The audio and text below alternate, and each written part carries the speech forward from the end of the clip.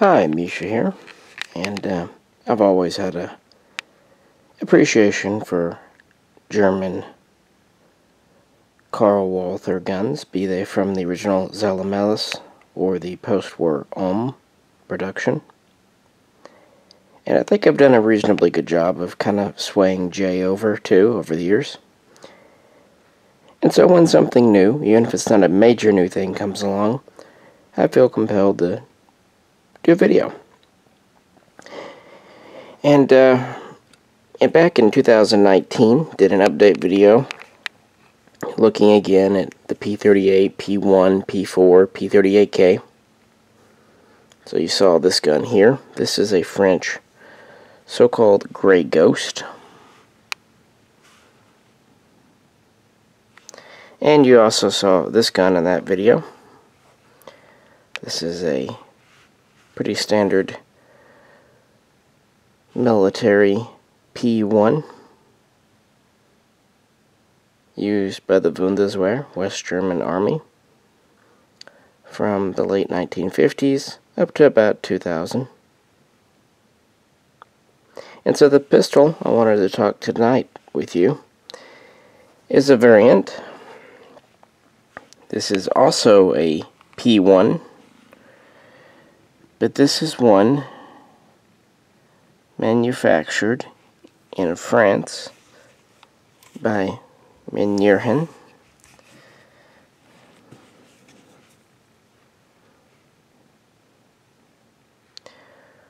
For the West German Berlin police. And it has a pretty cool history. And since it just came in the store, I thought, why not? I've seen these for years and kind of regretted picking one up, so when one became available, I figured, yeah, why not? Well, just a very brief rundown. The Walther P38 was introduced right before World War II. It was officially adopted in 1938, although production really did not get going for the German Nazi military until 1940. It was meant to be an improvement on the P08 Luger, both more modern, easier to maintain, more durable, while not sacrificing accuracy, and also being cheaper, faster, easier to mass produce. It had a barrel right under 5 inches. Overall length of about 8.5 inches and weighed about 2 pounds. It fired the standard 9x19 Parabellum cartridge, same as the Luger. Has kind of the stuck-out barrel profile like a Luger, of course. It used detaching 8-round mags, single stack. Where it really came in and was revolutionary was in its trigger system. This was the first single or double action, single-double, pistol to be used by military. Plus it had a decocker, allowing it to be carried with one in the pipe safely. And when the decocker was off, it was restored to double action mode, meaning you could just pull the trigger. Of course, it had a firing pin block in there as well. So it was a pretty advanced pistol for its day and time. And it operated using a locking block system, which would inspire the Beretta 1951, which we recently did a video on, which would read to the 92, 92F, and of course the M9. So in a way, this is kind of the grandfather of America's M9 pistol. Now this one here is a so-called Grey Ghost. During the war, 3 factories produced P38s. Walther, of course, Mauser, and Spreewerk. When the war ended, Walther stopped production, and the French temporarily had custody of Mauser's factory located in the town of Oberndorf. So very quickly, in the summer of 1945, they started building P38s for their own use. They kind of considered them war reparations and to re-equip their military.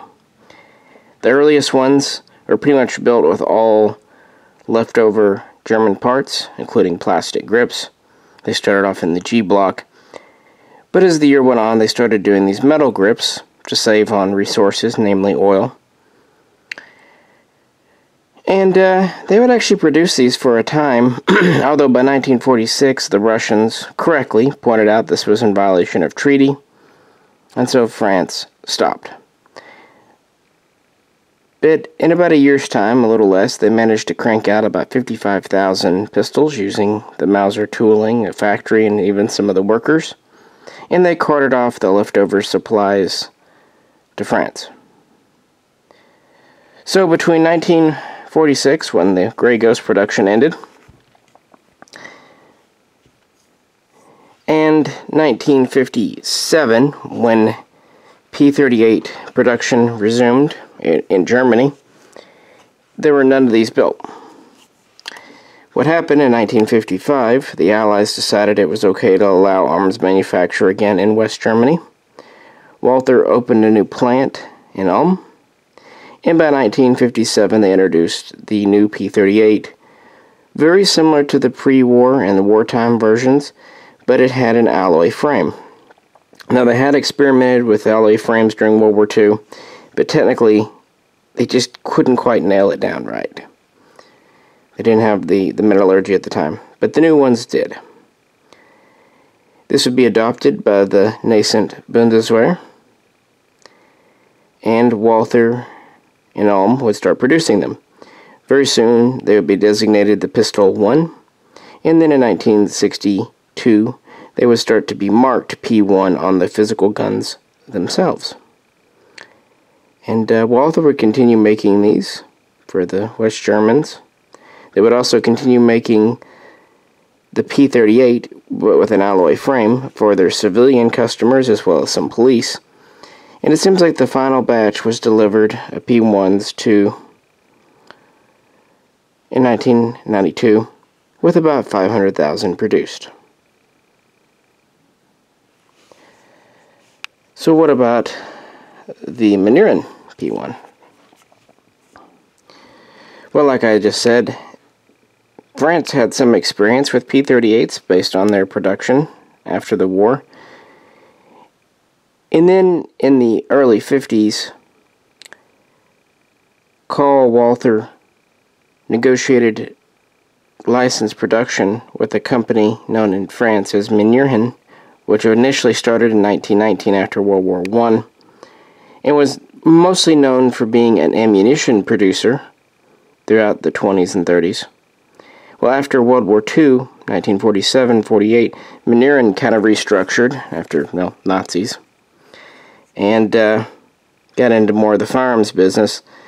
So they had the license to make the PP and PPK for Walther, because in 1952, when they started to turn them out, Walther was still not allowed to make guns in Germany. Instead, it had its factory in Ulm, but they were doing more like typewriters and business machines and the like.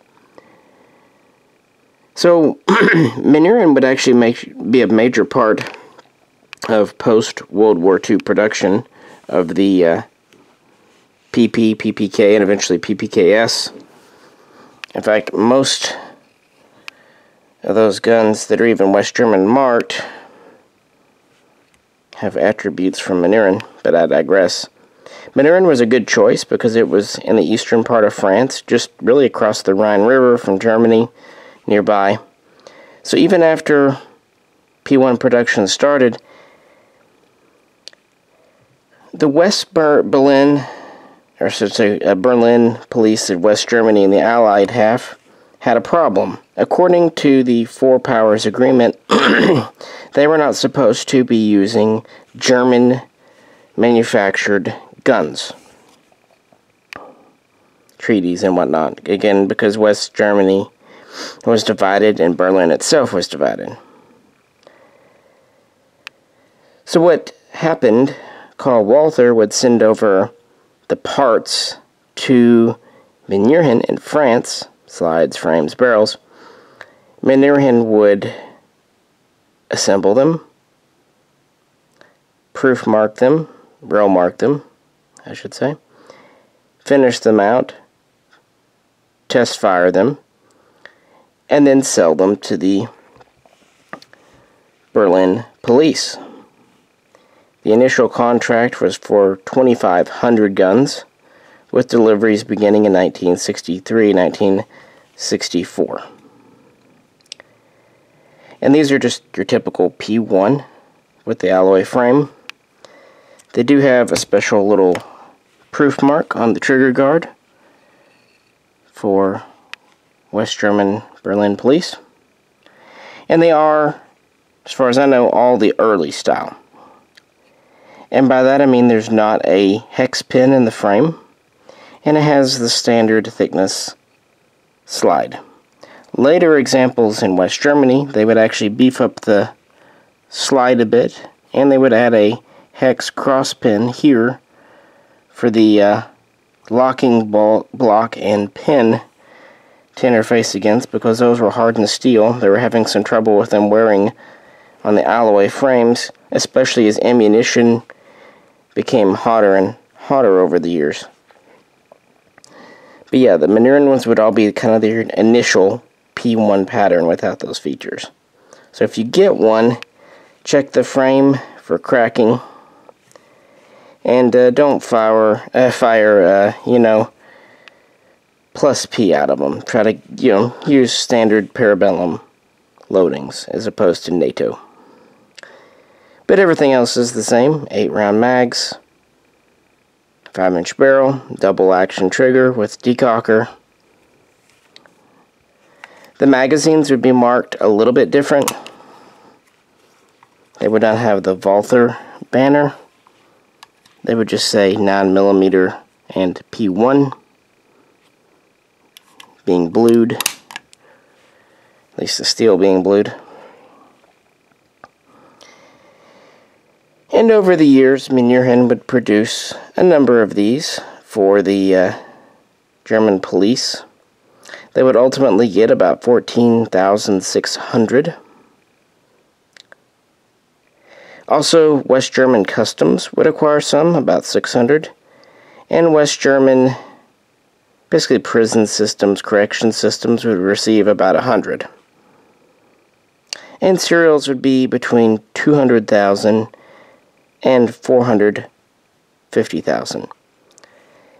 And Manurhin would also sell these commercially and to other agencies and have other contracts, so they weren't just exclusive to West German police. And that's pretty much it. These would remain in service until the early 80s. They would start to be phased out as early as 1981, with the final groups in West Germany retiring their Manurhin P1s around 1987.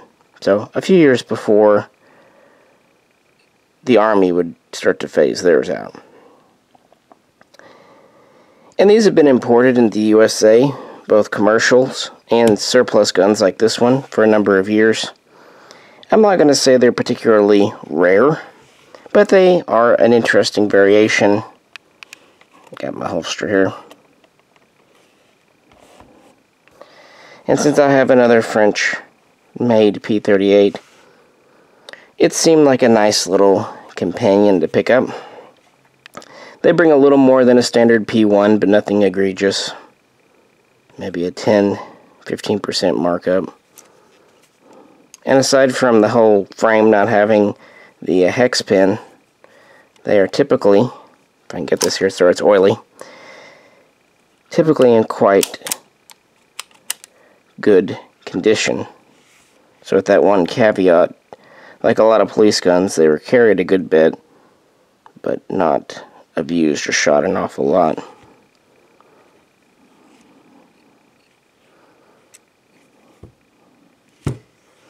Obviously, by the mid to late 70s,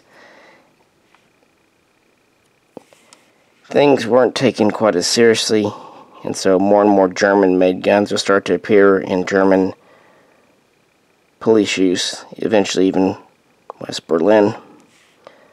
But a neat little blip in history and kind of a workaround to treaty. And the Manurhin guns are every bit the same quality as German Walthers, for sure. But yeah, we haven't done a video on P38s in a while, and I thought this one might be fun.